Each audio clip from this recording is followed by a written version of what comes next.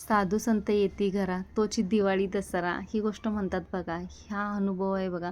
मी या 2 दिवसांमध्ये खरंच खूप जवळून घेतलेला आहे. हे 2 दिवस पुण्यामधले सगळे वारकरी माऊली यांच्यामुळे इतके छान गेले होते आणि इतकं छान वाटत होतं.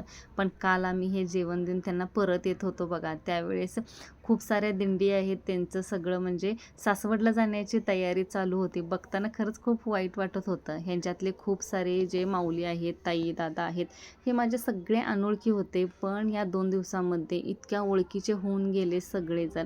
प्रत्येकजण मला सांगत होतं, खूप जणांनी माझा कॉन्टॅक्ट नंबर घेतलेला. ते मला म्हणत होते की ताई, आमच्या गावाला आल्यावर आमच्या घरला नक्की भेट द्या, हां आपलं घर समजून आमच्याकडे येत जा बघा, असं म्हणून. म्हणजे इतकी अनोळखी लोकं इतक्या ओळखीची होऊन गेली होती, जसं काही ती आपल्या घरची, आपल्या नात्यातली एकदम जवळचे संबंध आहेत की काय, अशी प्रत्येक गोष्ट त्यांच्यासोबत म्हणजे माझ्यासोबत सगळ्या झालं होतं.